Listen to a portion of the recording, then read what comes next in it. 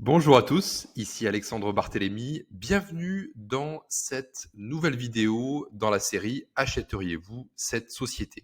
Aujourd'hui, on va parler d'une société justement qui est un deal assez atypique qui est arrivé sur mon bureau par le canal courrier.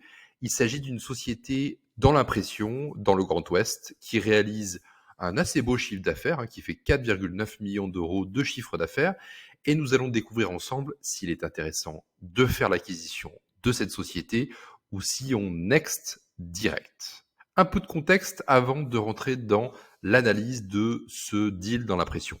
Il s'agit d'une société dans le secteur de l'impression, comme je vous le disais, basée dans le Grand Ouest. Le chiffre d'affaires est de 4,9 millions d'euros. C'est assez intéressant, puisqu'à cette taille, nous avons souvent une belle structuration. Nous pouvons avoir souvent un directeur général déjà présent dans les effectifs de la société, nous permettant justement de nous détacher de l'opérationnel beaucoup plus facilement, ou même un président. Là, il s'agit d'un petit deal atypique dont vous allez voir dans la suite de l'analyse, ça réserve quelques petites surprises. Le BE, donc l'excédent brut d'exploitation, est de 391 000 euros, ce qui est un peu faible par rapport au chiffre d'affaires. D'habitude, on considère à peu près 10-12% de rentabilité par rapport au chiffre d'affaires. Donc la société aurait normalement dû faire 490, 550, 600 000 euros d'excédent brut d'exploitation. Mais bon, ça reste une société rentable sur le papier uniquement. Le résultat est de 110 000 euros, puisqu'il y a quelques amortissements entre les deux. La trésorerie est de 435 000 euros. Les dettes financières sont de 2,9 millions d'euros. Oui, vous avez bien lu en même temps que moi. Il s'agit de dettes bancaires, de comptes courants d'associés, puisque le cédant a dû remettre au pot pour pouvoir justement rembourser des dettes et faire fonctionner la société. Donc voilà, les dettes en tout, c'est 2,9 millions d'euros. Il y a 37 salariés dans les effectifs. Le cédant embauche ses deux gendres en tant que président et directeur général de la société. Ça, c'est important. Si on exclut le montant des dettes financières assez importantes, c'est une société qui est structurée, on peut le dire, avec un président et un directeur général. Le cédant n'est plus opérationnel depuis maintenant 5-6 ans. Donc ce sont ces deux personnes-là, deux talents, qui exercent les rôles de mandataires sociaux, comme on les appelle, donc de responsables juridiques de la société, et qui pilotent les affaires quotidiennes. Les raisons de la cession. Le cédant a 78 ans et recherche des partenaires financiers. Pourquoi recherche-t-il des partenaires financiers? Ces problématiques majeures, attention, accrochez-vous, sont: la société est actuellement en plan de continuation, donc en redressement judiciaire, et elle va malheureusement aussi perdre deux clients principaux à la fin d'année pour 30% de son chiffre d'affaires. Le président et le DG sont ouverts à rester pendant 3 à 5 ans, ça c'est plutôt le bon côté des choses. Les locaux de l'entreprise appartiennent à la SCI du cédant, qui est totalement séparée de l'activité commerciale. Ça c'est important pour ne pas booster artificiellement un prix de cession d'une entreprise commerciale. J'aime bien quand l'immobilier est vraiment séparé de l'exploitation commerciale actuelle, puisque si l'immobilier est dans les comptes de la société, on va avoir d'un côté la valorisation liée au business en lui-même, plus la valorisation de l'immobilier, et on aura beaucoup de mal à financer l'acquisition. Là, dans ce cas précis, les deux sont totalement séparés, donc c'est OK. Aucun intermédiaire en cession n'a de mandat pour la cession de l'entreprise. Alors c'est important aussi, mais dans ces cas particuliers de redressement judiciaire, ici nous n'avons pas de broker, pas d'intermédiaire, mais plutôt un administrateur judiciaire qui justement est maître, on va dire, des clés, de la libre circulation des actions de cette société, qui supervise actuellement le plan de continuation de ces sociétés en redressement judiciaire. Sa clientèle est B2B, donc business to business, avec principalement des très grands comptes nationaux. Alors, je ne vais pas les citer ici, bien sûr, mais ce sont des très, très grandes chaînes de magasins français et même internationales. Donc, on peut dire que voilà, ce sont des clients de qualité. Et deux d'entre eux, comme je vous le disais, vont quitter le portefeuille client de la société en fin d'année pour 30% de son chiffre d'affaires, ce qui fait à peu près 1 500 000 euros de chiffre d'affaires que la société va perdre d'ores et déjà en fin d'année, puisqu'ils savent ils ne vont pas renouveler les contrats qu'ils ont actuellement avec la société. Il n'existe pas de caution personnelle sur les emprunts, et heureusement d'ailleurs sur 2,9 millions d'euros.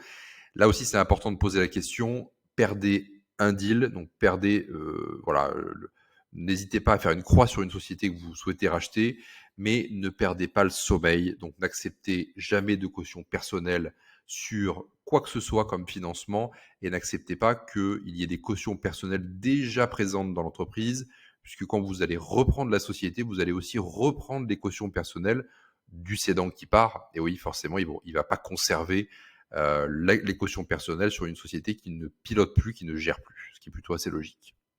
Le prix de cession de cette société est de 1 euro symbolique, mais avec la promesse de rajouter 3 millions d'euros de compte courant d'associés post-acquisition sous peine de liquidation de la société.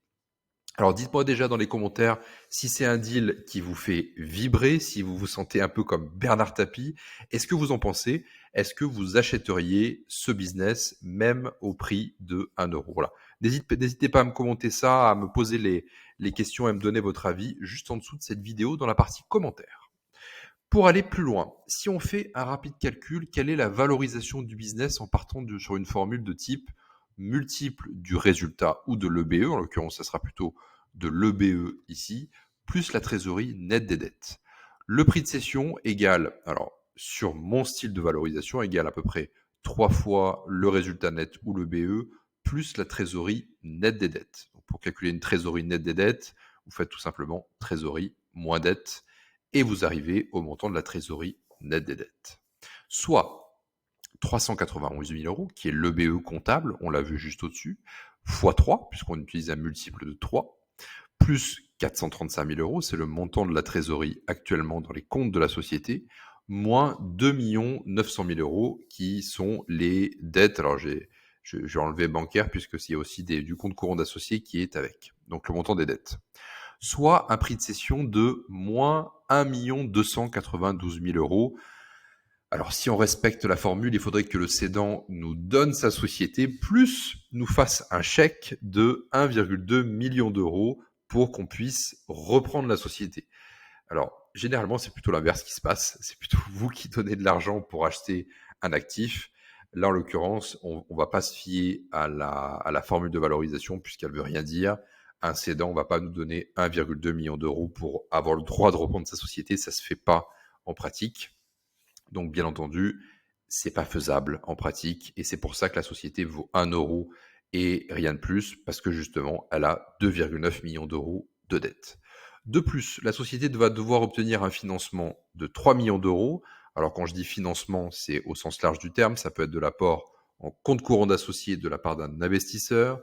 Ça peut être des obligations convertibles.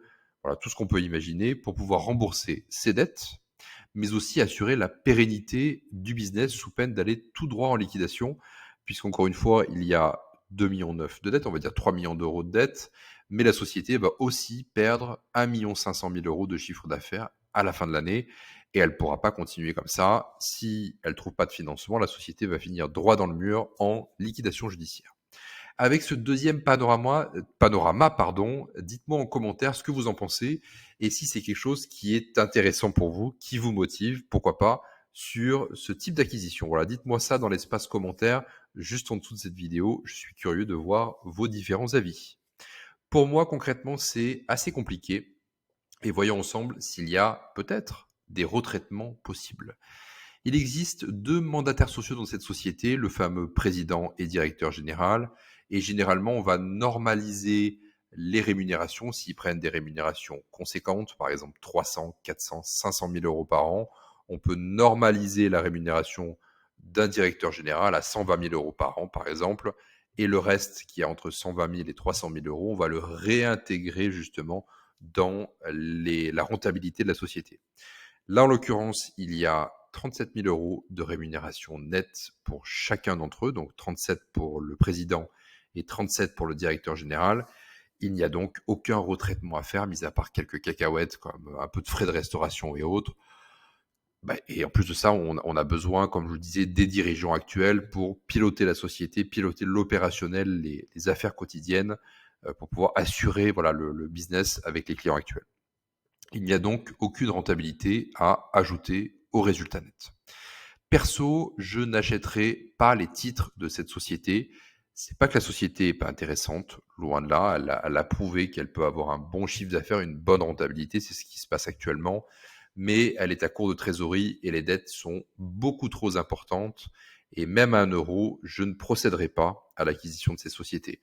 Pourquoi? Parce que cela va me demander beaucoup de temps, beaucoup d'énergie. Redresser une société, c'est très très gourmand en énergie et surtout beaucoup de cash pour pouvoir redresser la société, payer les dettes et combler justement le trou que va procurer le départ de ces 2 clients majeurs et les licenciements malheureusement qu'il y aura ensuite puisque la société sera en sureffectif par rapport au chiffre d'affaires qu'elle va générer à partir du 1er janvier prochain. Donc, si c'est une stratégie qui peut convenir à certains, perso, je ne souhaite pas être opérationnel dans la société, je ne souhaite pas redresser de société et passer du temps là-dessus. Donc, je sais que si je la reprends, ça va m'impliquer personnellement. Donc, perso, je next direct et je passe au dossier suivant. Voilà, si cette vidéo vous a apporté de la valeur, si vous souhaitez aller plus loin, alors je vous encourage à liker cette vidéo, tout d'abord pour la force, pour qu'elle puisse être diffusée et m'encourager à en faire d'autres au fur et à mesure du temps, mais aussi de postuler au Mastermind Buy and Build. Donc c'est le seul mastermind que j'anime et qui permet de reprendre des boîtes rentables, je précise, et saines, entre 1 et 10 millions d'euros de chiffre d'affaires, sans apport ni caution personnelle. Cliquez sur le lien en premier commentaire de cette vidéo ou en description de cette vidéo et rejoignez le mouvement. Je vous remercie de votre attention et je vous dis à très bientôt.